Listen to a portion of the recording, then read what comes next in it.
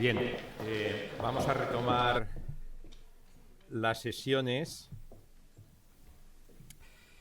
y lo vamos a hacer de la mano de David Serrano Dolader. Por supuesto, no voy a dejar de decir que es para mí todo un honor. ¡Qué sorpresa! Presentar a David, que además es mi vecino en el pasillo aquí en la facultad. Otro honor. Bien. Seguramente ya lo conocen, pero bueno, pues voy a hacer la presentación formal que se merece, aunque me han pinchado para que no la hiciera realmente, pero bueno, la voy a hacer igualmente. David Serrano es profesor titular de lengua española en nuestra universidad. Desde el año 2000 hasta el 2008 fue director de los cursos de verano de español como lengua extranjera de la Universidad de Zaragoza, sobre todo de los que se celebran en la ciudad de Jaca. Y con anterioridad, desde 1987 hasta 1996, fue docente de lengua y literatura españolas en la Universidad de Zúrich. Y quiero destacar que además es caspolino de pro, porque él es de la ciudad de Caspe. Sus líneas de investigación son esencialmente tres: morfología léxica del español, lexicología española y gramática del español aplicada al español como lengua extranjera o L2. Es un referente indiscutible en el ámbito de la morfología del español y muy especialmente en todo lo que atañe a la formación de palabras. En este sentido, quiero destacar su libro Las formaciones parasintéticas en español, publicado en 1995, amén de otros numerosos artículos que ha dedicado al estudio de aspectos concretos, sobre todo de la prefijación, la fijación y la sufijación. Pero además se ha preocupado y ha reflexionado en torno a la incorporación de la morfología en las clases de lengua española, especialmente en la enseñanza del español como lengua extranjera.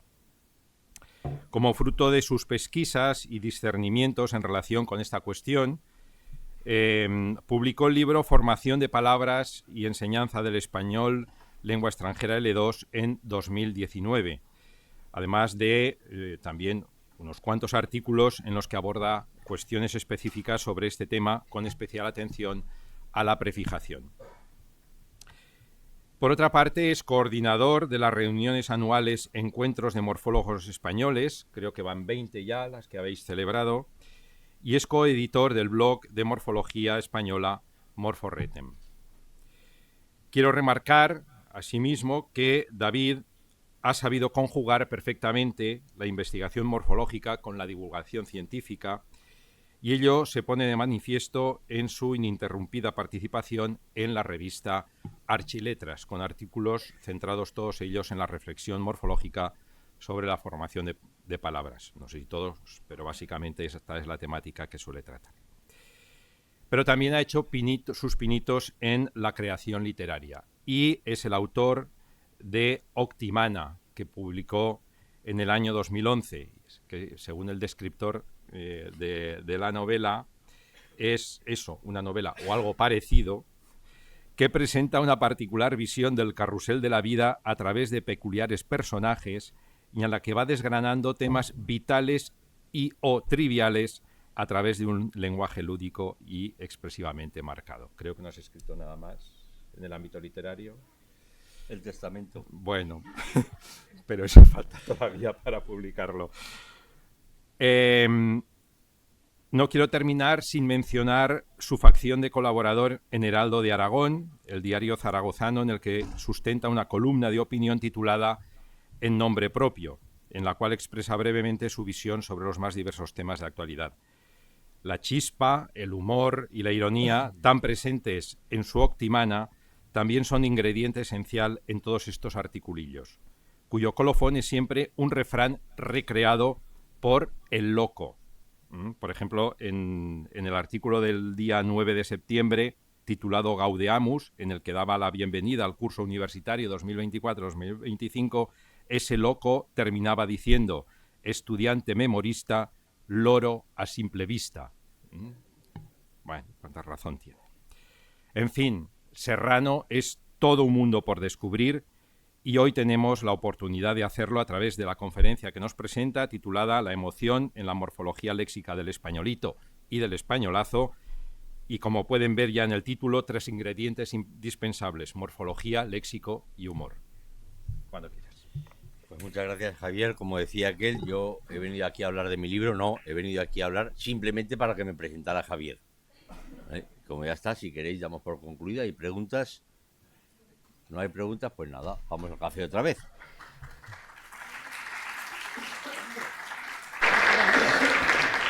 ¿Cuánto valgo por lo que callo?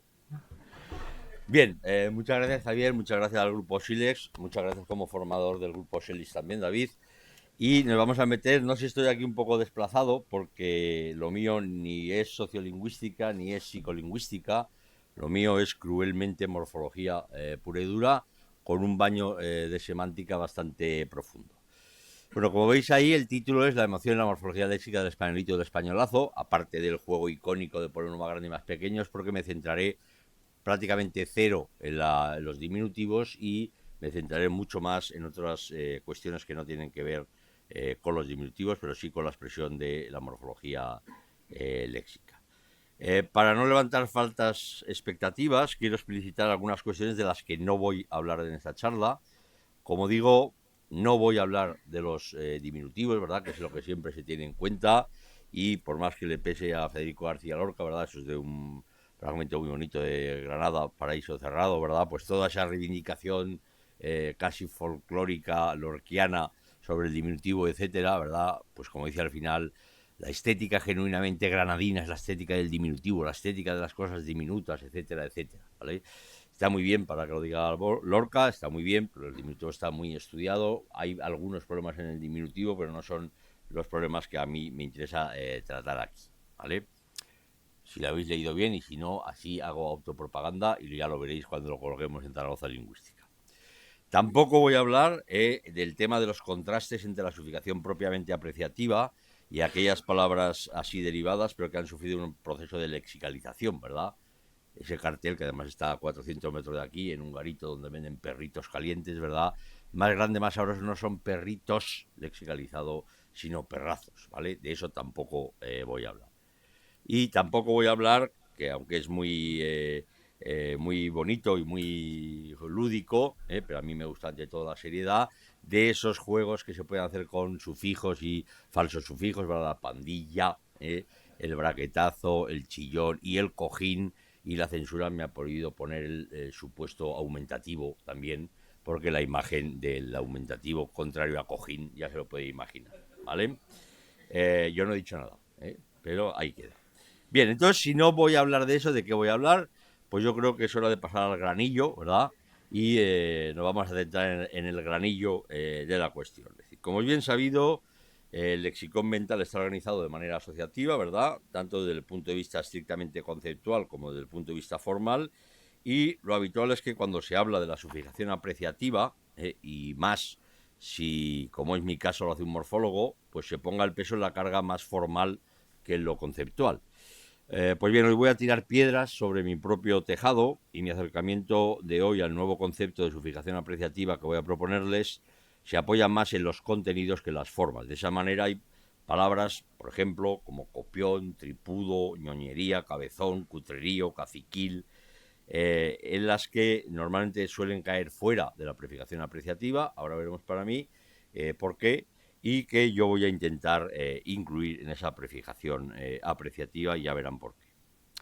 En ese sentido, sin más dilación, digamos que les presento lo que sería la visión general, ¿verdad?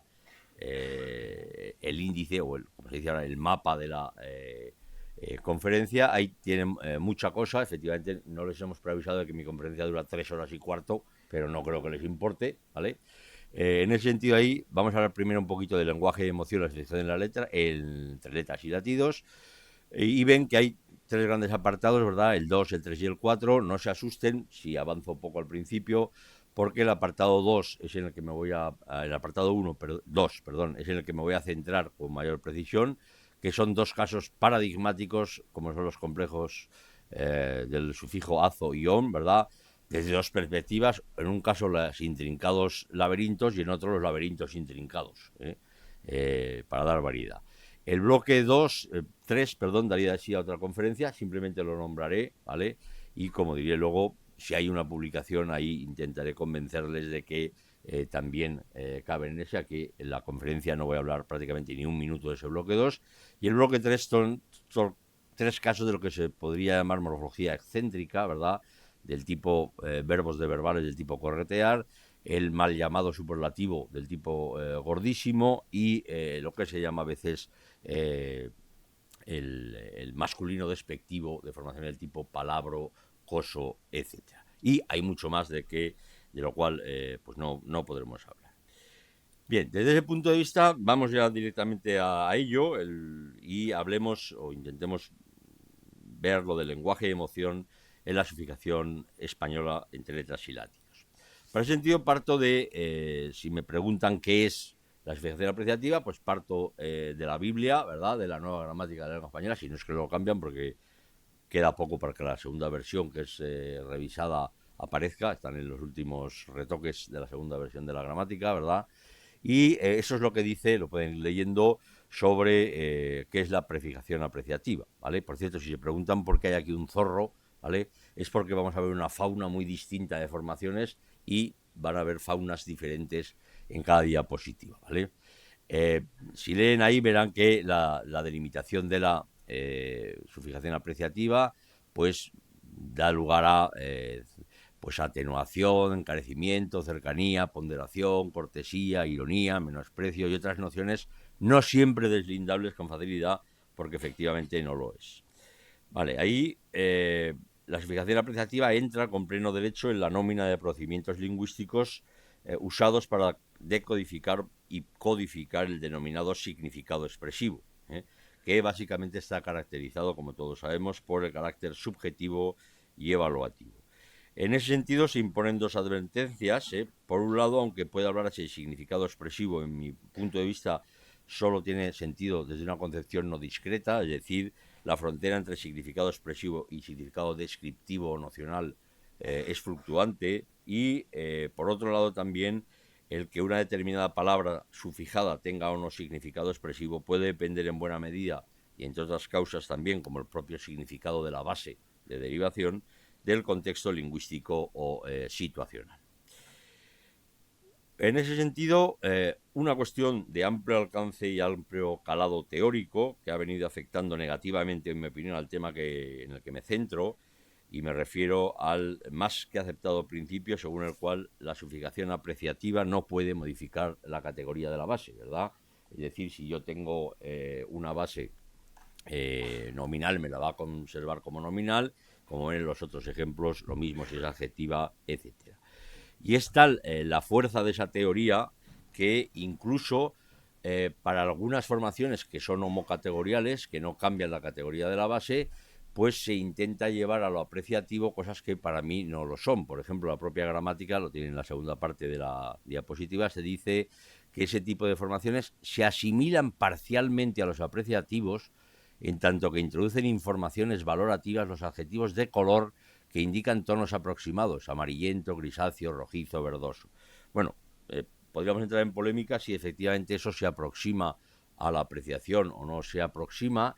Yo creo que no, pero si se aproxima, como verán al final me vendría bien que digamos que sí también, luego me va a venir bien el sí y el no, ¿vale? Soy muy conformado en estas cosas y por lo tanto ya ahí me interesa eso, que ¿por qué la nueva gramática de la lengua española tiende a decir que eso, como dice ahí, se aproxima a lo valorativo? Pues en todas las cosas porque como es homocategorial, los morfólogos estrictos no le vamos a decir, que cambia la categoría.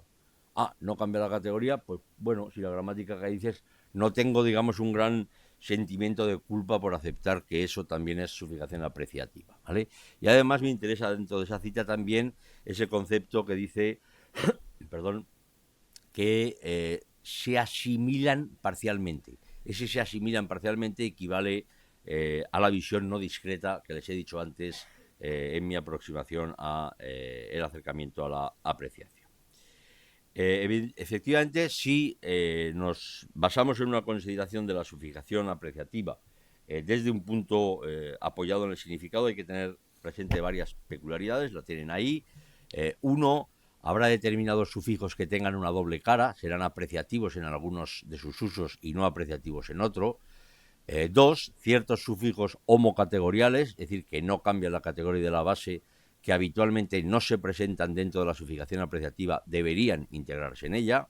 Tres, algunos sufijos que cambian la categoría de la base traslucen un nítido valor apreciativo, razón suficiente como para tenerlos en cuenta al tratar los procedimientos morfológicos que permitan codificar valores afectivos en español. Y cuatro, el estudio de la sufijación apreciativa ha estado muy descompensado en favor de la diminutiva, diminutivo, mientras que la sufijación aumentativa y despectiva se han estudiado menos, ¿verdad? Y precisamente por eso me voy a centrar aquí en la sufijación de tipo aumentativo despectivo. En lo que sigue, y sin ánimo de exhaustividad, me voy a centrar en algunos de esos casos, insisto, con muy diferente duración en lo que me voy a parar en cada uno de ellos.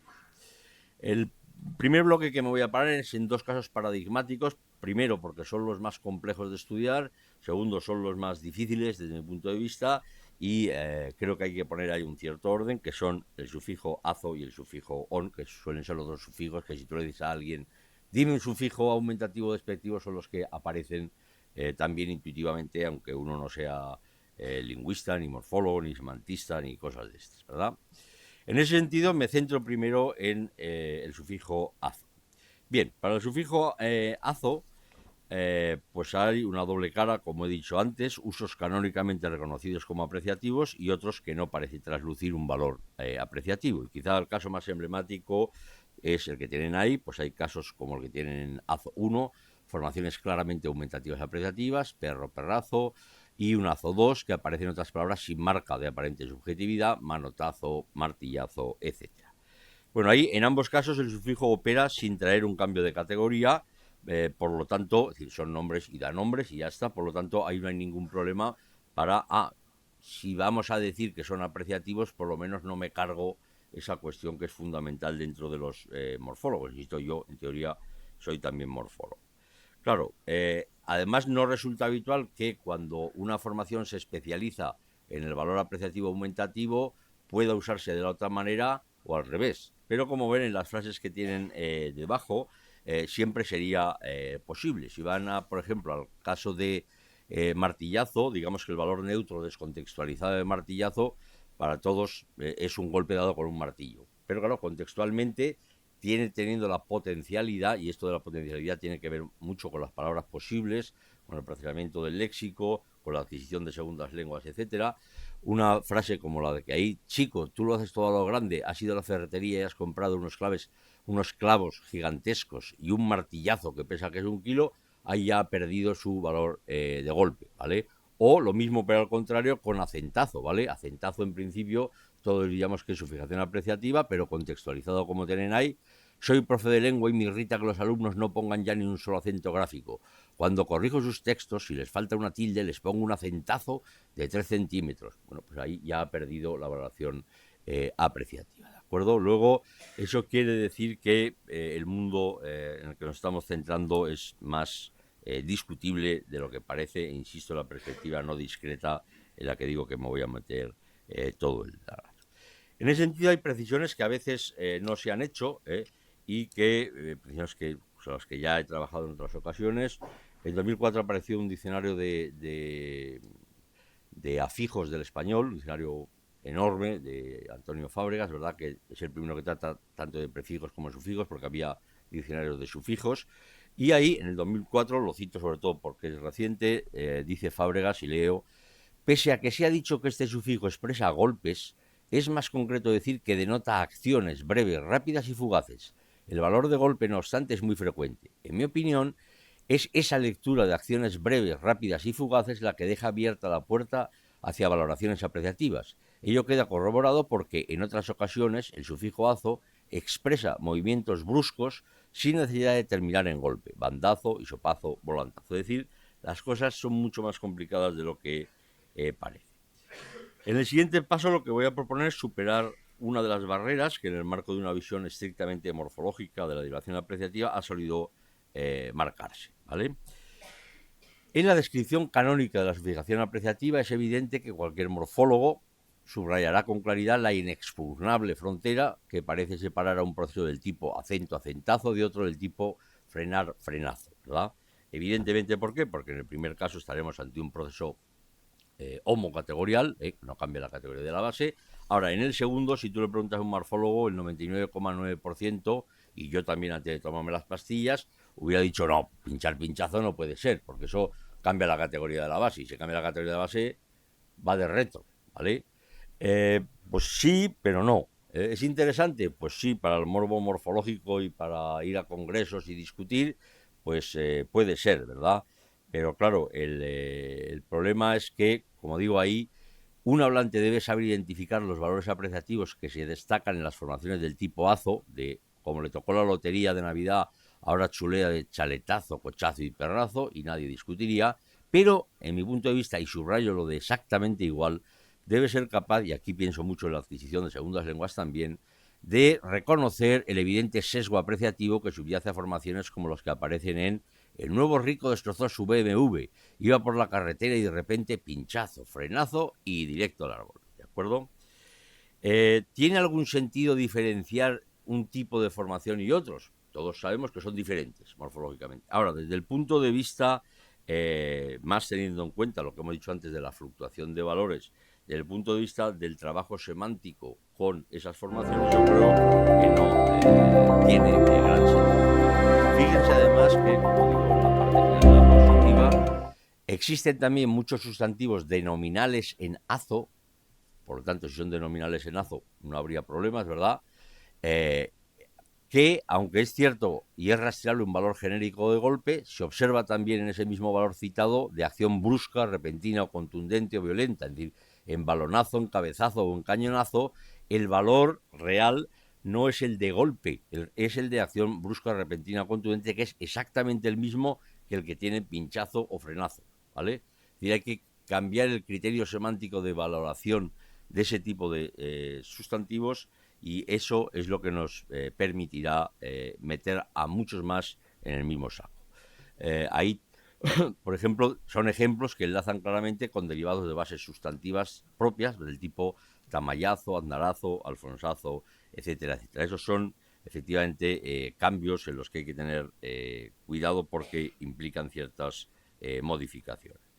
La mayoría de sustantivos denominales en azo se excluyen habitualmente de la derivación apreciativa por codificar un significado nocional de golpe. Sí, sí, pero en buena medida transmiten los mismos valores apreciativos que estamos atribuyendo a los aumentativos. Resulta significativo, al menos yo lo creo, que por lo menos para algunos autores, porque ahí no hay acuerdo, tanto el azo de valor aumentativo como el azo de valor de golpe remonten diacrónicamente a un mismo sufijo, ¿vale? Ahí es algo más o menos discutible. Todas las citas son del diccionario de Fries. El sentido aumentativo se desarrolla por primera vez en el latín hablado occidental y el de golpe no aparece hasta finales del XV en español, producto de una evolución secundaria del sentido aumentativo, es decir, una explicación de por qué ese carácter traslaticio de los valores.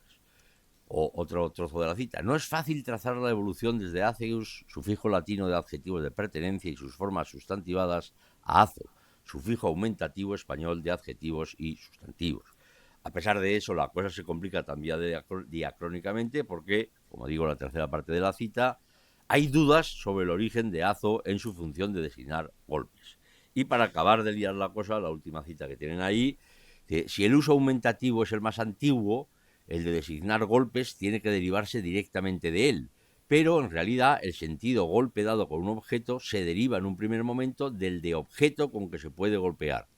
La transferencia de este sentido a azo es resultado luego del uso de la forma aumentativa de los mismos nombres de objetos para designar golpes.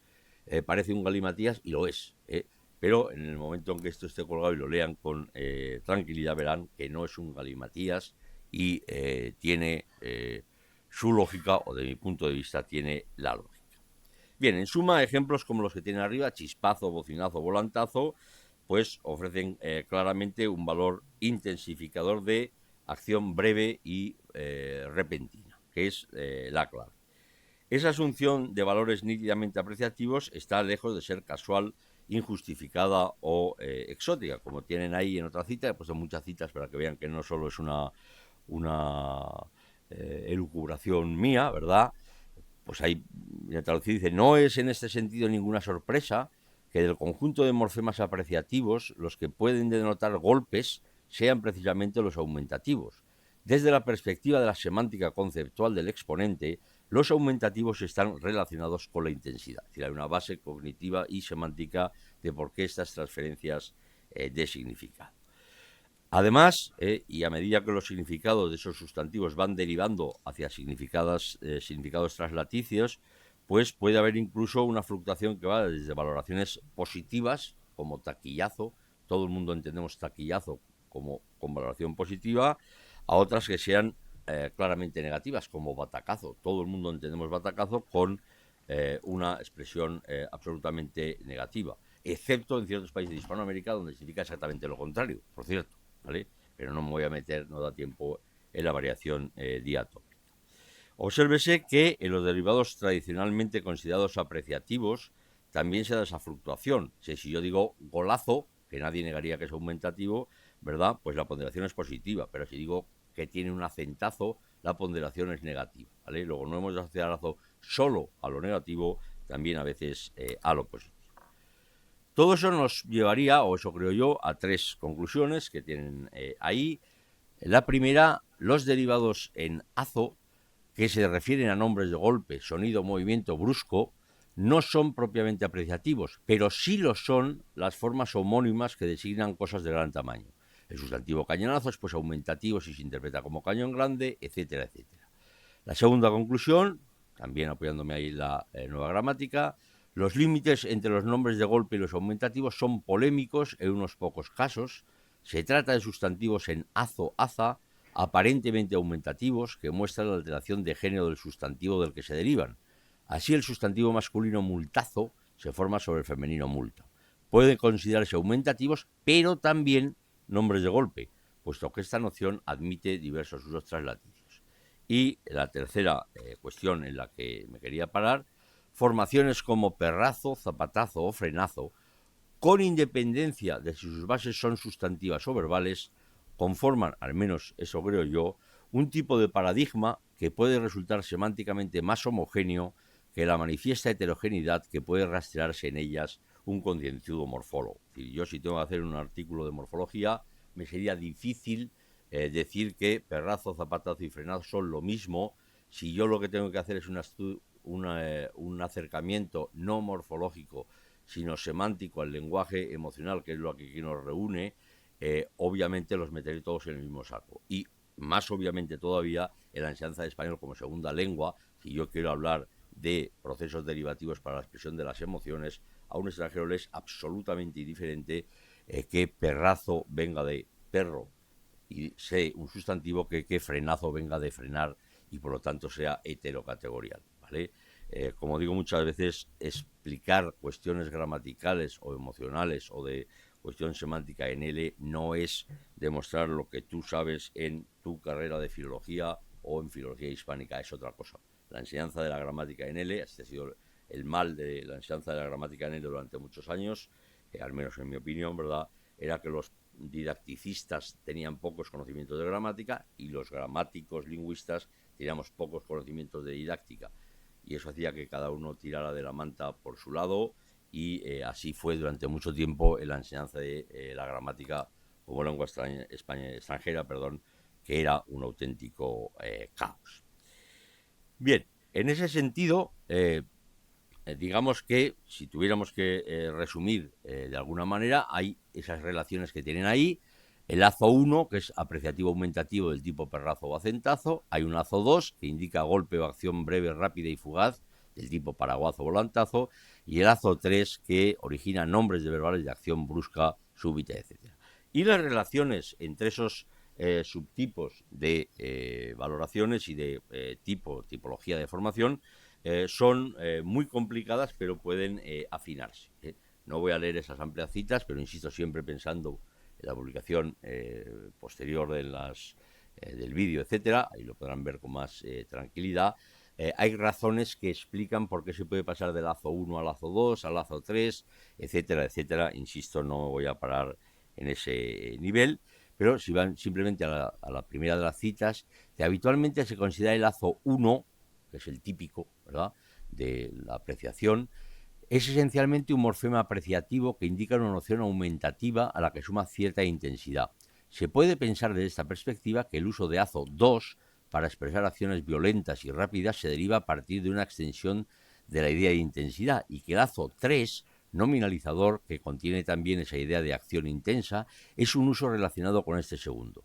No obstante, el comportamiento gramatical es diferente, cosa obvia, tanto por las bases que selecciona la fijo como por la capacidad que tiene de alterar la categoría gramatical de la base, lo cual sugiere que han de ser considerados tres estructuras distintas que posiblemente se materializan con el mismo elemento como un caso de sincretismo.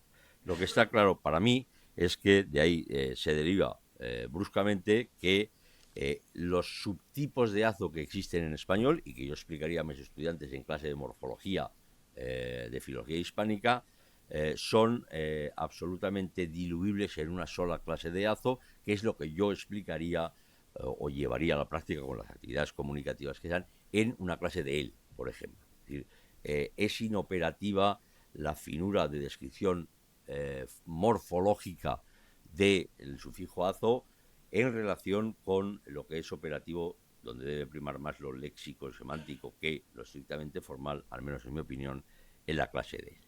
Y me dirán, bueno, pero es que has elegido un sufijo muy especial, muy pijotero, etcétera. Pues no creo porque en el sufijo on, que es el segundo paso que vamos a dar, los laberintos son igual de intrincados y aquí todavía más porque hay 4 tipos. Bueno, se ha hablado de 3, de 4, de 5, me da igual, por lo menos hay 4 tipos de sufijo on, que son los que tienen ahí, pueden ir leyendo por su cuenta, ¿verdad?, que parecen muy claros, diferentes, on apreciativo que da lugar a aumentativos, el on formador de adjetivos denominales, el on que forma adjetivos de verbales, el on que configura sustantivos de verbales. Obviamente, de la apreciatividad tradicional, solo el tipo 1 será su fijación apreciativa. Los demás, puesto que son heterocategoriales, no lo serían, ¿vale? Y yo, si tengo que explicarlo en mi clase de morfología española, lo diré. Pero si yo tengo que llevar a eso una perspectiva semántica, no lo diré. Y si yo tengo que llevar eso a L, no lo diré. No es, me parece, obviamente, operativo, ¿vale? ¿Eso qué implica? Pues implica muchas cosas. Implica, por ejemplo, como se dice ahí, que es un sufijo con 2 orígenes y funciones. Como sufijo nominal aumentativo se remonta a onis, sufijo latino que se emplea para derivar designaciones de personas a partir de bases verbales y nominales, y en su otra función, la de derivar nombres de acciones bruscas, etcétera, parece que el sufijo ya sería un alomorfo, etcétera, o no voy a discutir, sería ionis, que es el mismo sufijo que denomina acciones que se da en zion, zon, entre otros, ¿vale? Obviamente, esa compleja y dudosa historia etimológica y diacrónica llevaría a que, como es de esperar, ¿verdad?, los 2 tipos de on terminen influyéndose uno a otro. Luego, no es que la historia ya sea compleja per se, sino que además se interrelaciona y se complica el ovillo y la madeja a medida que se avanza. En ese sentido, y aunque suele on recalificarse y sufijo aumentativo, está claro que en realidad sus efectos semánticos son más complejos y no se puede etiquetar simplemente como un sufijo aumentativo. En esos tipos que hemos visto, es evidente que las formaciones del tipo 1, ¿verdad?, sean nominales, novelón, notición, peliculón, o sean adjetivales, grandullón, simplón, etcétera, se enmarcan sin problemas dentro de la elevación aumentativa apreciativa. Homocategorial, ya estoy a salvo de que alguien me pueda criticar, que no tengo ni idea de morfología. Son homocategoriales, luego estamos salvados, ¿vale? El problema es que creo que de la misma forma, derivados del tipo 3, como abusón, criticón, copión, mirón, perdón, peleón, tragón, etcétera, presentan valores intensificadores o de exceso, en la mayoría de los casos negativos, que son semánticamente transparentes como lo de la serie anterior, igual de transparente. Que uno es homocategorial, otro es heterocategorial, pero ¿qué dices? ¿Cómo va a ser derivación apreciativa eso? es derivación apreciativa si cambiamos qué significa hablar de derivación apreciativa. Y para mí, hablar de derivación apreciativa, sacrificando toda mi vena más morfológica, debería significar pon el foco en el significado, ¿vale? Que luego evidentemente es una cuestión de transformación interesante desde el punto de vista morfológico, no lo niego, ¿vale? Y no se lo ocultaría eso a un estudiante de morfología española en filología hispánica, obviamente no se lo ocultaría. Otra cosa es el acercamiento emocional, semántico, conceptual y en lingüística aplicada el acercamiento en la clase de él, ¿vale? En ese sentido, ¿verdad?, pues no todos están de acuerdo, como digo ahí, sacado del glosario de la gramática que todos conocen. Ahí dice, no se consideran apreciativos aquellos sufijos que, aun añadiendo significado expresivo, es una contradicción del término, o sea, añaden significado expresivo, pero no son apreciativos. Mire usted, o una cosa u otra, ¿vale? No me venda la moto. Desencadenan cambio de categoría de la base, como on, cuando se combina con bases verbales para formar adjetivos sustantivos, buscona, mirón, a diferencia de otros, peliculón, novelón. Pues como digo en clase muchas veces, tinto en tetrabric, don Simón. Es decir, si tú me estás diciendo que no se consideran apreciativo el significado expresivo, o una cosa u otra, ¿vale? Es como si digo, eres tonto, pero qué listo eres. ¿Mandé? Pues eso, que eres tonto, qué listo eres. No, ¿vale? Al menos ahí soy bastante polémico, aunque no es mi intención nunca ser polémico, la gente que me conoce lo sabe, ¿verdad? Pues es evidente que funciona así. Bueno, en ese sentido, y ampliando más la cosa, es que, aunque quizás con menor convicción, pues también puede defenderse el posible valor apreciativo ponderativo de ejemplos del tipo 4, como empujón, resbalón, agarrón, tirón, tropezón, etcétera, etcétera. ¿Por qué no? Para mí entran ahí, ¿vale? Ese tipo de ejemplos designan acción brusca, repentina o contundente o violenta, que ya vimos en el caso de azo. Por eso están los relacionados, es decir, el funcionamiento de azo y de on, que son los sufijos prototípicamente aumentativos del español, es exactamente el mismo. Y los dos admiten valores derivativos que para mí deberían ser interpretados de la misma manera, es decir, deberían ser interpretados en el sentido de integrarse claramente dentro de una visión de la sufijación apreciativa. En ese sentido, hay que decir que hay ciertos procesos selectivos, ¿verdad?, que apoyarían esto. Por ejemplo, si yo quiero demostrar que es el sufijo on el que marca el carácter apreciativo en las heterocategoriales, tienen ahí una cuestión, ya se había trabajado sobre eso, pero Fábregas en el diccionario lo vuelve a sacar también, aunque ya había algún articulito sobre eso, dice: si comparamos Pedro empujó el carro a lo largo del pasillo, verbo empujar sin valor de brusquedad, y Pedro empujó a otro estudiante en el patio, verbo empujar con valor de brusquedad, podemos observar que la aplicación del sufijo on sobre la base verbal, empujar, o sea, la formación de empujón, conlleva obligatoriamente una lectura de valor de brusquedad, que se circunscribe al empujar de la segunda frase, y que resulta inapropiado para el empujar de la primera, ¿vale? Luego ahí la lectura no es aleatoria, sino que depende en la contextualización del verbo si por su semántica contextualizada tiene el potencial de conllevar el valor de brusquedad. En ese sentido, otro aspecto que también apoya esa teoría es, como digo ahí, que resulta particularmente frecuente que el azo 1, el azo normal aumentativo, establezca cadenas de afijos con un sufijo nominalizador, es decir, madrugonazo. Recuerdo que nadie dudaría que madrugonazo es un aumentativo afectivo, pero ningún morfólogo aceptaría que el paso de madrugar a madrugón es derivación afectiva, porque cambio de categoría. Yo, como lo quiero meter todo en la derivación afectiva, ese es un comportamiento que es interesante, ¿vale? Porque yo con azo, que nadie duda que es homocategorial, en ese caso, prueba de que están teniendo en mira el mismo punto de llegada es efectivamente que ese punto de llegada es simple y llanamente la expresión de valores apreciativos. Además, y si hiciéramos una comparación diatópica, se nos da tiempo, como digo ahí, resulta ilustrativo apuntar que esos derivados en on están vinculados con formas nominales de verbales en ada, también a veces en azo, del tipo bofetón, bofetada, bofetazo, de modo que no son extraños dobletes del tipo agarrón, agarrada, calentón, calentada, empujón, empujado, y por lo tanto el concepto de sufijación apreciativa se sigue aumentando y sería, digamos, si lo quieren llamar así, absolutamente ajeno a la concepción más extendida de la sufijación apreciativa.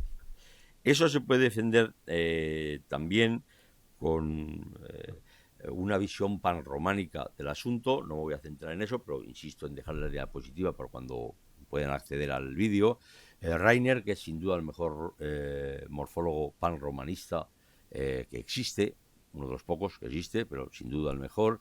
Ahí hace una explicación en el que hay unas cuestiones etimológicas y unas cuestiones de ponderación también desde el punto de vista de desplazamiento de significados que pueden resultar sorprendentes y que va precisamente también en la línea que yo les estoy indicando. Pero ni siquiera hace falta irse a algo bastante reciente como ese artículo de Reiner de 2023. Es que recuerdo que el maestro de algunos de los que estamos aquí, don Félix Monge, pues en el 72 ya había dicho que existía una innegable cercanía semántica entre esos nombres de acción en on y los aumentativos, ¿vale? Es que don Félix no lo desarrolló, pero ya está dicho, ¿vale? El problema es que hay que convencernos de eso. Y nos queda un último grupo de formaciones en on, pasando a otro grupo de formaciones en on que no siempre se incluyen en la derivación apreciativa, pues están formaciones del tipo cabezón, barrigón, dentón, etcétera, etcétera, ¿vale? Como digo ahí, es cierto que algunos de esos ejemplos podrían interpretarse sin más como casos de sufijación aumentativa, a partir de bases igualmente sustantivas, cabeza, cabezón, de cabeza muy grande, o persona de cabeza muy grande. No hay problema porque es de nombre a nombre, ¿vale? Lo cual sí permite englobarlo sin problemas dentro de la sufijación apreciativa en sentido estricto. Ahora bien, y eso es lo importante, parece claro que la mayoría de estas formaciones pueden presentar también y básicamente una categorización adjetiva, cabezón que tiene la cabeza grande. Luego, en cabezón, en el fondo, no vamos a negar su valor apreciativo adjetival, simplemente por el hecho de que su derivación sea heterocategorial también. Por otra parte, y para subrayar la coherencia paradigmática de ese tipo de palabras, hay que destacar que en su mayoría codifican los mismos valores apreciativos despectivos de abundancia, intensidad, etcétera, que los adjetivos de verbales antes estudiados, ¿verdad? Abusón, criticón, copión, dormilón, etcétera. Bien, en suma parece evidente, o al menos me lo parece evidente a mí, y duermo muy tranquilo, que el sufijo on participa sin dejar de presentar clarísimo significado valorativo en procesos de derivación heterocategoriales como los que tienen ahí, ¿vale? Luego, para mí, todo eso, desde el punto de vista semántico y desde el punto de vista de la lingüística aplicada a la enseñanza de lenguas, estaría en el mismo saco. No vemos polémica alguna en reconocer que en todo ese tipo de formaciones el valor del sufijo es igualmente intensificador y que por lo tanto es igualmente e indudablemente, si lo quieren llamar así, apreciativo. Efectivamente, yo creo que lo es, incluso otras series, y no me voy a parar ya, como las que tienen ahí de cuarentón, cincuentón, sesentón, que es una serie mucho más específica y marginal, es igualmente aplicable. Es decir, lo interesante de esa serie es que tiene un valor apreciativo, ¿vale? Aunque vengan de cuantitativos y den lugar a algo que tiene una valoración categorial quizás en otro caso.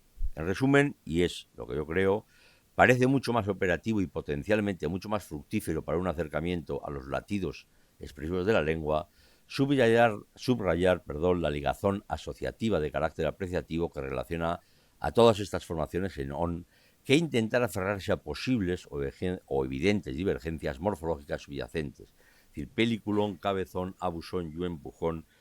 Un morfólogo, desde el punto de vista estricto, lo estudiaría separadamente. Un semantista, creo que no. Y un lingüista que se dedique a dar clase de él y a hablar de las cuestiones de la explicitación de las emociones a través de procesos derivativos no debe hacer. Eso me pueden decir que he escogido los más problemáticos, los más serios, etcétera, etcétera. Pero hay muchos más casos de expresión apreciativa de ese tipo. Esos son los que he advertido al principio que no iba a ocuparme de ellos, pero para que vean ejemplos, el sufijo udo, que nadie diría que es apreciativo, pues para mí en barrigudo y todos los que tengan es apreciativo. El sufijo ería, no me voy a meter ahora si eso es un sufijo o dos, o es un complejo sufijal, es una cuestión técnica de morfología, claro, no me importa. Pues en simplonería, cabezonería, bobería, etcétera, lo son. Ya sé que muchos de ustedes están pensando, es que eso depende de la base, simplón, cabezón. Bien, depende de la base. Ahí solo les puedo decir que aquí no me va a dar tiempo a defenderlo, aunque me lo pregunten, pero si hay publicación, pienso desarrollar esa parte y lo tendrá. 5 minutos que serán más, porque tengo yo aquí 39. Luego me quedan 11. ¿Vale? Ya les he dicho que yo no soy polémico y que asumo bien todas las críticas, o sea que no sé por qué se extrañan, ¿vale? Lo mismo en el siguiente que tiene ahí, el sufijo erío, el sufijo oide o el sufijo el van en esa línea, ¿vale? ¿Por qué me centro en los otros? Porque eran más complejos, ¿vale? Estos son mucho menos complejos. Y como me han echado la bronca, me salto 47 diapositivas, mentira podrida, y voy a 3 casos últimos porque les pueden resultar no solo interesantes, sino curiosos. Son 3 casos de lo que llamo morfología excéntrica. No lo llamo yo, ese es un término ya viejo, pero que retomó en un trabajo de 2020 bajo Pérez, en un trabajo muy curioso que era sobre la derivación apreciativa en participios, ¿vale? Por ejemplo, el tipo, yo no he tiradito piedras, ¿vale? Y Elena Bajo lo llamó, había varias posibilidades, morfología marginal, extragramatical, excéntrica, expresiva, etcétera. A mí me gustó lo de excéntrica. Y esto, estrictamente hablando, en su concepto de morfología excéntrica, no sería morfología excéntrica, pero a mí me gusta el nombre y, oye, ya que uno prepara una charla, pues se da el gustazo de poner algo que le gusta. No voy a poner lo que os gusta a vosotros, luego me lo contáis y os diré, sí, muy bien, muchas gracias. Pienso poner lo que yo he puesto y ya está. Ven que hay 3 tipos de formaciones muy distintas, ¿verdad? La primera es verbos deverbales y no deverbales de valor apreciativo. En ese sentido, varias cosas. Salvo algunas excepciones, como apretujar, mascullar, escobazar o comiscar, que ven que termina en ar, ¿verdad?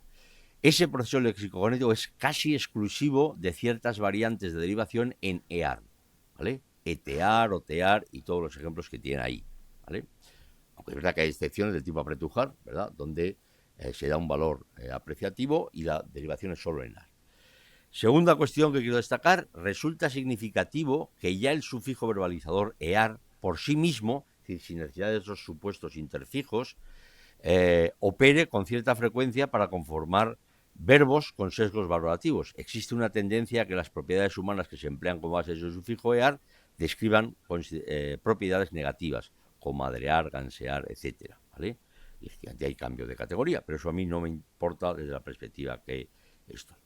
Y, como digo, en el último caso también hay una especie ahí de solidaridad. Fijaos que, como dice la cita, yo puedo formar tirotear, pero no tirear, puedo formar besuquear, pero no besear, por lo cual eso implica que se ha desarrollado una especie de, yo lo llamo simpatía morfológica entre la interfijación y la subfijación. Bien, en esa línea, ¿verdad? Pues hay tendencia a no decir que tienen valor apreciativo, porque como acaban en ear, siempre hay una tendencia a decir ear, frecuentativo, reiterativo, reperativo. Sí, pero es que a lo mejor lo que más peso tiene no es eso, lo que tiene más peso es la ponderación emocional, afectiva o como lo quieran llamar. Eso lo estudió mucho Antón, el fallecido, por desgracia, hace un par de años, Antonio Rifón, ¿verdad? Que era un magnífico estudioso de la semántica de los procesos de formación verbal, y él lo vio muy bien. Y puso, pueden leer la cita, puso en relación cómo funcionaba la identidad de disminución y aumento en los denominales con lo que ocurría en los verbos. Y en su reflexión, con la que estoy plenamente de acuerdo, lo que viene a decir es que en la formación de verbos de verbales funciona de la misma manera. ¿Eso qué quiere decir? Pues que básicamente ese tipo de verbos se deberían meter la sufijación apreciativa. Y me dirán, bueno, pero eso sí que lo mete alguien. Sí, lo mete, pero es que debería ser el 100% de gente, porque ni siquiera tenemos el problema de que cambia la categoría de la base, no es que son de verbales. Y cuando se habla de, pueden probarlo, de sufijación apreciativa, hay libros enteros sobre ello o artículos de 50 páginas donde no se nombra la derivación de verbos de verbales. Luego, en este caso lo reivindico también, y en este caso por lo menos no se me podrá criticar de que, David, estás mal de la pirula y no te has tomado la pilula, ¿verdad? Porque hay cambio de categoría. Eso lleva a varias consecuencias en las que no me voy a centrar, pero fíjense, por ejemplo, en ese contraste que ven en esa cita, la ventana toca las cortinas, el edificio tiembla, frente a la ventana toquetea las cortinas, el edificio temblequea. ¿Eso qué implica? Que solo si el sujeto es agente, permite la creación de ese tipo de verbo derivado, no si no es agente. ¿Y eso a qué se debe? A que, como digo ahí, las ponderaciones apreciativas son especialmente frecuentes en el ámbito de los seres animados, ¿vale? Si no, eso explica que esa formación de verbales sean evidentemente muy importantes.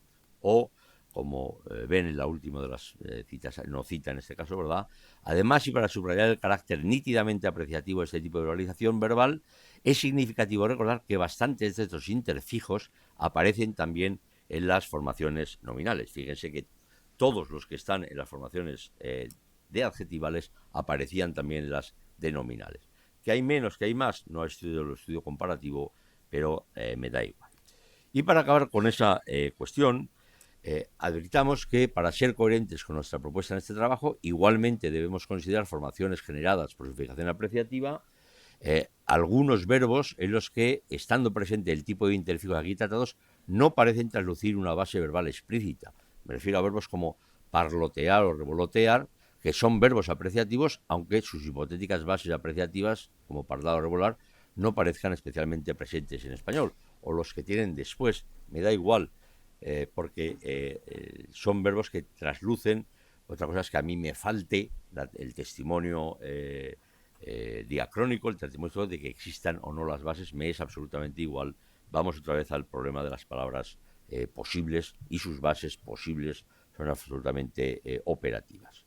Y en el caso de EAR, pues hay también la posibilidad de crear derivados con nombres propios en los que ya el propio sufijo EAR tiene no valor iterativo, aunque subsecuentemente sí, pero el primer valor, el valor prototípico central, no es el iterativo, sino el despectivo. Fíjense en ejemplos como aznarear o pujolear, ¿verdad? Y esa tendencia además se da en construcciones, insisto, incluso con izar, ¿vale? Luego quiere decir que hay algo en la formación de verbos con ese tipo de formaciones que sí me puede llevar a decir que hay un tipo de valoración apreciativa. El segundo caso excéntrico es el de ísimo y érrimo, ¿verdad? Que es un caso que hasta hace relativamente poco nadie osaba meter en la sufijación apreciativa, porque todos decimos que es un caso de superlativo, sin más. Y es verdad que el glosario de términos dice: algunos autores incluyen los afijos ísimo y érrimo que dan lugar a los superlativos morfológicos entre los sufijos apreciativos. Pero hay algunos autores que dicen: hombre, los que no están muy bien de la cabeza, eso lo meten en la sufijación apreciativa. Por una vez me considero que no estoy bien de la cabeza, ¿verdad? Y para mí eso es sufijación apreciativa. Y además, fijaos que, como tiene la segunda cita, las propiedades de ísimo, a pesar de la etiqueta tradicional de superlativo absoluto, son unas propiedades bastante diferentes a la del superlativo estrictamente hablando. Por ejemplo, ahí tienen ejemplos que lo muestran. Hay dos propiedades. Uno, el superlativo es la capacidad de permitir una frase partitiva que introduzca el conjunto de individuos de los cuales uno es el que ostenta el más elevado grado de la propiedad. Y yo puedo decir el estudiante más alto de todos, sin embargo, el estudiante altísimo, y no puedo decir el estudiante altísimo de todos, ¿vale? Luego, si más alto es superlativo, altísimo no es superlativo porque su comportamiento es diferente. O, en lo segundo, la obligatoriedad de usar el artículo definido. Si yo tengo más alto de, yo tengo que decir el más alto de, no puedo decir un. Mientras que altísimo no me permite eso. Por lo menos esas dos propiedades, si lo comparamos con el superlativo analítico que todo el mundo reconocemos que es superlativo, se comporta de manera indiferente en más alto y altísimo. Luego, la consecuencia un poco bestia es: mire usted, más alto es un superlativo, altísimo no es un superlativo, es un sufijo apreciativo. Discusión, sí. Posibilidad de polémica, sí, pero como me queda poco tiempo, no voy a entrar en la polémica. Es decir, hay propiedades gramaticales del sufijo que llevan a decir que es un sufijo apreciativo. Esto, cosas de estas ya tengo también publicadas, y el propio Fábregas, por ir a lo más reciente que hay sobre el tema de 2024, retoma esa línea también y dice claramente: esto no es un superlativo, esto es una sufijación apreciativa. Y de la misma manera, retomando, ya que estoy acabando, el principio que teníamos, yo he negado al principio que azulado, azulenco, etcétera, fuera sufijación apreciativa. He dicho, es que luego también me viene muy bien si dicen que sí. Pues si me dicen que azulado o azulenco es sufijación apreciativa, azulísimo también. Y azulado y azulenco serían los diminutivos de azul y azulísimo sería el aumentativo apreciativo de azul. Además, no solo eso, es que puede aparecer también con algunos cuantificadores, ¿vale? Y si aparece con cuantificadores es difícil decir que es un superlativo y no decir que es un apreciativo por una cuestión en la que no voy a entrar. En fin, el comportamiento ha sido estudiado en ISIMO y en una publicación relativamente reciente de Méndez Santos y Linares Bernabeu, eso se ha hecho extensible a érrimo, que les puede parecer un sufijo muerto y que ha tenido, como se llama en el artículo, un revival muy potente en los últimos tiempos. Incluso para formar también, cosa que les puede extrañar, tipos de formaciones que parecen exóticas. Fíjense que yo puedo formar sustantivos en ísimo también y en érrimo a partir de bases sustantivas, campeonísimo, generalísimo, etcétera, y que yo sepa el sustantivo no tiene grado, más bien es un sufijo apreciativo. Segunda característica, tiene potencial neológico, es decir, yo puedo decir, lo de esas grandes almacenes no son rebajas sino rebajísimas. Ese potencial neológico me lleva también a pensar que es apreciativo y que no es un elemento superlativo. Y también eso ocurre en érrimo, formaciones como chocolatérrimo, uribérrimo, generalérrimo, existen. Me va a decir, bueno, pero esto es buscado con pinzas. Si van a Google y meten, hay cientos de formaciones en érrimo. Claro, el valor de esas formaciones es peculiar. Y me pueden decir, bueno, pero eso será por analogía. Sí, ya Reiner en el 2023 también lo dice. Pero a mí que sea por analogía o no sea por analogía, no le descarga del valor apreciativo que es el que a mí me vale para hablar en un foro como este sobre las emociones. Podríamos hablar mucho más, pero cierro con ese caso final de palabras y cosas por el estilo. Parece un caso exótico, y lo es, o marginal, y ahí lo que me interesa es que para la poca gente que ha estudiado eso, bajo Pérez de nuevo, también un artículo de hace 3 años, reivindican, y creo que tienen razón, que eso es sufijación apreciativa. Es decir, dice ahí Elena Bajo, la oposición genérica que se establece mediante el masculino que llamaremos desmerecedor o despectivo, de ningún modo puede considerarse flexiva. Ya teníamos bastante lío sobre si el género es flexión, derivación, no es nada, o si está a mitad de camino, o si es discreto, o si no es discreto, y de eso Bárbara y José Luis saben mucho, y más gente de la que está en la sala, ¿verdad? Cada uno pensamos cosas diferentes, y a pesar de todo nos hablamos, o por lo menos tomamos cerveza con alcohol juntos, que es más importante que hablarse, pero ese tipo de... Exactamente. Por eso, esas formaciones que tenéis de palabra, coso, caseto, chabolo, etcétera, no son moción de género, no son no son flexivos, ni son marcas de palabra, al menos estoy hablando por mí, ¿verdad? Son casos de sufijación apreciativa, ¿vale? Insisto que ese tipo de formaciones uno puede tener su opinión, pero creo que, y remito a lo que dice Bajo ahí, que no vamos a leer, hay muchas más formaciones en ese tipo de O de las que uno pensaría en principio, y son formaciones mucho más heterogéneas y variadas, lo que quiere decir que está potenciando un proceso que va hacia la regularidad. En ese sentido, pongo ahí solo 5 casos para que vean su diversidad. Es verdad que en criatura, culebro, gallito, todas están testimoniadas y tienen una cierta extensión. En la primera, fíjense que es un femenino que se carga de valor despectivo al hacerlo masculino. En el segundo caso, fíjense que es una formación de masculino a partir de lo que es ya un masculino, pero como ese masculino no llevaba la marca de palabra prototípica de O, si yo digo papel y papelo o cachivacho, a todos les sonará más despectivo papelo y cachivacho que lo anterior. Luego eso es demostración de que esa O, que ni siquiera está cambiando de género, sino que está puesta ahí no para producir cambio de género, no, sino para producir un efecto afectivo, ahí pasa. Hay casos tan extraños como señoro, que me vale, lo digan ustedes, que viene de señora con ese masculino, o viene de señor, en cuyo caso, si me dicen que viene de señora, sería del primer tipo, si me dicen que viene de señor, sería del segundo, de otro tipo, ¿vale? es que además llega a casos como los de bazofio, basuro, virrio, chapuzo, etcétera, en los que ahí ni siquiera hay posibilidad tampoco de marca de sexuado, no sexuado, etcétera, y que además en los que la base, que es femenina, ya tiene valor despectivo. Y entre bazofia y bazofio, o entre basura y basuro, basuro tiene un matiz muchísimo más negativo que basura. Pero es que basura ya léxicamente significa sí, sí, pero para eso sirve el sufijo o, para hacer más despectivo algo que ya es despectivo.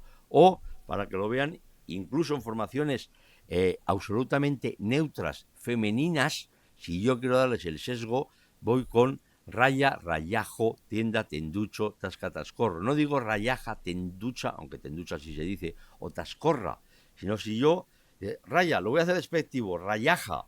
No, pero no me gusta más despectivo todavía, rayajo. ¿Eso qué quiere decir? Que efectivamente el valor despectivo viene de ese elemento O. Me podría extender mucho más, pero antes de que me maten con razón las organizadoras, ¿vale? Aquí acaba la fauna, y de toda esta fauna que hemos visto, al final, ¿qué ocurre? Pues al final, efectivamente, hay mucho más. Hay mucho más de tipos que tienen ahí y que ni siquiera voy a nombrar, terminados en oso, o formaciones del tipo Ica de Acusica, o ales, rubiales, etcétera, incluso llevando ya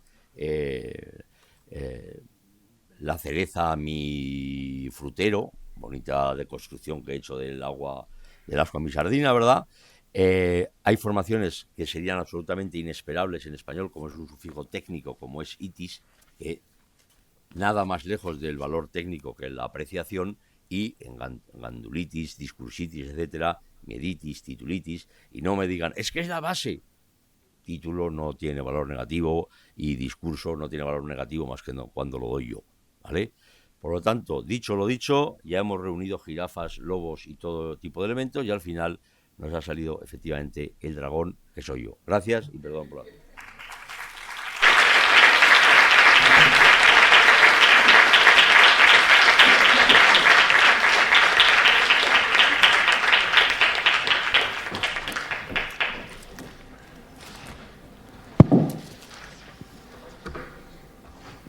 Muchísimas gracias, David, por esta conferencia tan ilustrativa, clarificadora, o no. Eso te decir, no ha sido de todo menos clarificador.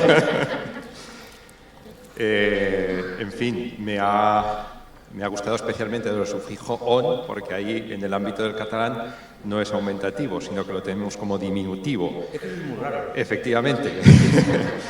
Con lo cual, también le puedes echar mano en algún momento. Bueno, ¿alguna pregunta que queráis hacerle a David? Bueno, muchas gracias, David. Me lo he pasado muy bien y todavía mejor. O sea, me ha hecho como ver de repente la morfología de otra manera, ¿no?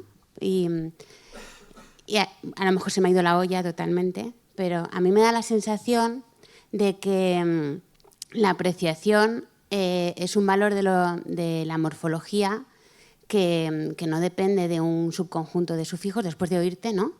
Sino que la apreciación, bueno, pues sobrevuela la morfología y puede aparecer aquí y allá, ¿no? Entonces, claro, ¿por qué los apreciativos son diferentes del resto? Entonces se me ocurre que los apreciativos, que son apreciativos chispún, o sea que no hay cambio de categoría ni nada, son aquellos que no cambian de objeto, ¿no? Que denominan al mismo objeto y que solo le dan apreciación por eso, ¿no? Entonces, se me ocurre, y esa es la pregunta, después de esta disertación, se me ocurre que a lo mejor está mal llamarles apreciativos a los apreciativos. A lo mejor les tendríamos que llamar sufijos que se refieren al mismo objeto. Sufijos que no cambian de objeto cuando lo uso. Es decir, casa es un objeto y casita es el mismo, ¿no? No tengo que cambiar de objeto.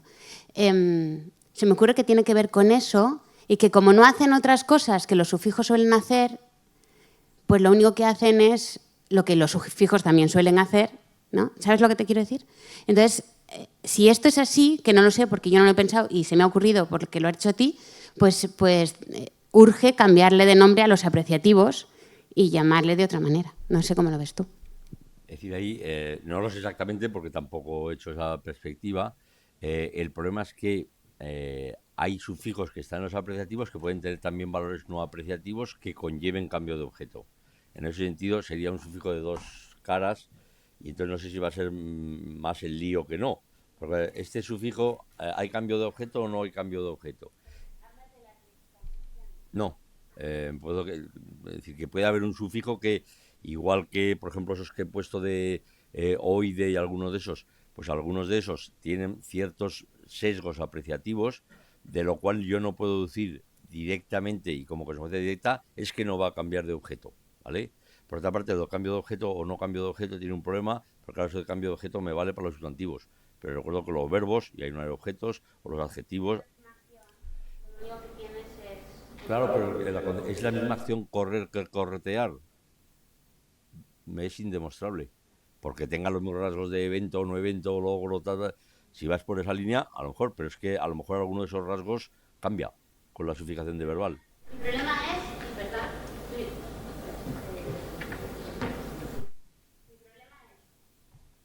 Si todo el mundo es apreciativo, ¿qué son los apreciativos? No, es ¿Sabes, que no, ¿sabes es lo? que, Quiero es decir, si la apreciación sobrevuela por todo, ¿podemos llevar todo hacia los apreciativos? ¿O podemos decir que la apreciación es algo que sobrevuela a la sufijación? No has hablado de prefijación, pero yo creo que en la prefijación también hay apreciación, ¿no? Pues desde el hiper hasta o sea, hay prefijos que son apreciativos, hay sufijos que meten apreciación. Luego parece que la apreciación no es un rasgo que tenga que servir para hacer un subtipo de sufijos. Y eso es una cosa como muy, muy guay y muy ¡buah!, ¿no? 30 años en el mundo de la morfología y no se me había ocurrido que esto no es un rasgo para tal. Pero entonces queda el problemón de entonces ¿qué son los apreciativos? Claro, es que no estoy de acuerdo con la máxima, es decir, no todos los sufijos pueden ser apreciativos, eso es mentira.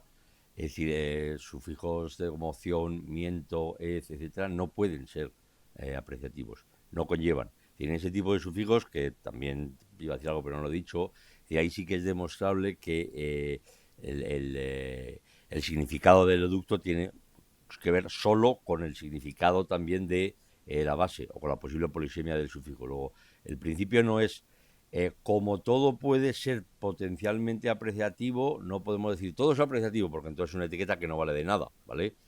No, el problema es que yo acepto que sea apreciativo todo lo que morfológicamente se llama apreciativo, ¿vale? Acepto que hay sufijos que nadie llama apreciativos y que no son ni tienen potencial apreciativo. Simplemente digo, hay unos, y no un par, sino decenas de sufijos que para mí tienen semánticamente, porque yo no puedo negar si hay cambio de categoría o no, semánticamente un potencial apreciativo asociado. Y prueba de eso es que a veces las bases son neutras y con algunos de esos sufijos que nadie mete, el resultado es negativo. ¿De dónde viene el resultado? Porque no es lexicalización, ¿vale? Palabra a palabra, no, es que en palabras se ha lexicalizado negativamente. No, perdona, guapo. Pongo ese caso porque es el más extremo. Es que siempre que hay ese proceso del masculino, por eso la etiqueta de masculino desmerecedor es desmerecedor. Por lo tanto, entiendo lo que dices, pero yo no veo el riesgo porque me van a quedar bastantes sufijos de los más de 300 que hay en español con valores que no sean apreciativos, que eso no me preocupa, sino que no son potencialmente apreciativos. O sea que te sería imposible, al menos creo, formar una palabra con ese sufijo de valor apreciativo. Bien.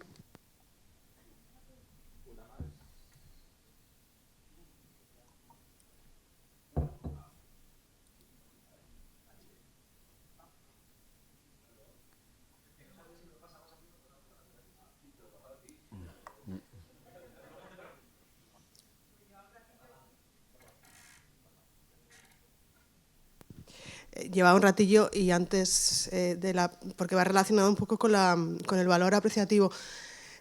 Yo la pregunta un poco, claro, lo has visto desde el punto de vista de la morfología, lo del cambio de categoría o no, si es morfología apreciativa o no. Lo que pasa es que desde un punto de vista tipológico lo que estamos hablando es del valor de la afectividad. Lo que tú estás, yo creo, y es un poco también en relación de este problema que no veo yo, de que todo sea apreciativo, ¿no? En otras muchas lenguas, esos valores apreciativos por arriba, por abajo, positivos o negativos, pues no se hacen con morfología, sino se hacen con otro tipo de procesos lingüísticos, como pueda ser una palatalización, cambias un tipo de sonido y hay un valor apreciativo. Entonces, no sé si, no veo ningún problema, o sea, así decirlo. Mi pregunta en parte era por qué tan estricto si hay un cambio de categoría, no se puede hablar de morfología apreciativa, y si no hay cambio de categoría, sí. Que me imagino que es algo formal, pero también en relación a la pregunta de Mamen, ¿no? Al comentario de Mamen, yo creo que estamos igual hablando de cosas distintas, ¿no? Una parte formal de la estructura y otra parte, como hay miratividad, hay apreciatividad, no sé cómo se llamaría, que es un valor tipológico que en diferentes lenguas del mundo se codifica con mecanismos lingüísticos distintos, ¿no? Entonces, en español están todos esos morfemas, ¿no? Que yo estoy de acuerdo, vamos, me parece que hay muchas más morfemas que tienen valor apreciativo, como has bien puesto aquí, pero también en otras lenguas, pues en vez de con esos morfemas se hace, como te digo yo, pues no sé, en euskera con palatalización, y tú le cambias un sonido por otro, lo palatalizas y das ese valor positivo que no tienes si no tienes, ¿no? Y así podríamos seguir tipológicamente con mucho. Entonces, no será una cuestión de hablar de estos valores, cómo se realizan formalmente en diferentes lenguas, y en español tenemos en este caso morfemas específicos que codifican ese valor apreciativo, o positivo, o negativo, o neutro. Sí, estoy absolutamente de acuerdo, pero creo que no es incompatible porque yo he estudiado la expresión derivativa en español, ¿vale? Efectivamente, yo puedo hacer una palatalización con algunas lenguas, o yo puedo repetir la palabra está bueno, bueno, etcétera, etcétera, y demás, eso sin ninguna duda. Pero es decir, el problema es que, y no sé por qué esa visión favorable, no, es que el 100% de los morfólogos te van a decir que si hay cambio de categoría, eso no es clasificación apreciativa. Ya, pero yo te estoy no es lo que yo preguntando creo. cuál es la razón científica, más allá de que sea una preconcepción teórica de que si hay un cambio de categoría ya no es morfología. ¿Cuál es la razón? No, es decir, si tú lees un manual de morfología, si algo es heterocategorial, no estará entre la clasificación apreciativa. No es una cuestión preteórica. Por eso también se ha dicho que la clasificación apreciativa a veces está entre la flexión y la derivación, ¿vale? No es una cuestión preteórica, es una cuestión que en el canon de sufijación apreciativa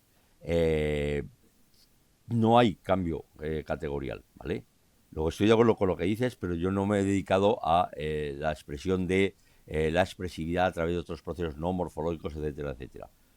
Es decir, precisamente yo he ido en contra de lo que tú dices. Es decir, ahora, morfológicamente hay que reconocer que es interesante la distinción entre si hay cambio de categoría o no.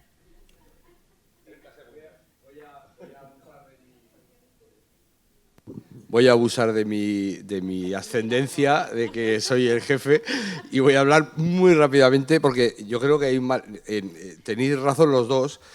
Me refiero a Iraide y a David. Tú también, tú siempre. Lo que creo que perturba a la tradición, a la visión formal, es que un apreciativo debería generar una forma distinta de la misma palabra, es decir, un nuevo lexema. Y la duda es si correr y corretear son dos formas de la misma palabra, como es niño y niñito, o árbol y arbolito, que nadie discute que son dos formas distintas de la misma palabra, o si son dos palabras distintas. Entonces, que el sufijo apreciativo a la vez introduzca el valor apreciativo y cambie y cree un lexema nuevo, es lo que entra en conflicto con la división de la tarea tradicional de división entre morfología y flexión. La flexión crea formas distintas de la misma palabra y la derivación crea lexemas nuevos. Sí, sí, y ahí es donde está el conflicto, el que tendríamos que resolver. Yo no pretendo haber solucionado el problema si es flexión o derivación. El problema de si es flexión o derivación u otra cosa queda. ¿Entiendes? Es decir, mi solución más semantista. Sí, no, por eso me parece una solución correcta, que no es inatacable. Que formal es inatacable. no soluciona la discusión sobre esto es flexión, es derivación o es otra cosa. Sí, sí. No me preocupa para la expresión de la expresión de la emoción si hay flexión, me es semánticamente aleatorio. Sí, sí, ¿vale? No, yo quería explicar por qué la resistencia o el desconcierto al encontrarse apreciativos que tienen la doble función. Esa es la Eso no deberían llamarse apreciativos, sino sufijos que no cambian de objeto. Perdón. Vale, me habéis convencido, tenéis toda razón y yo no.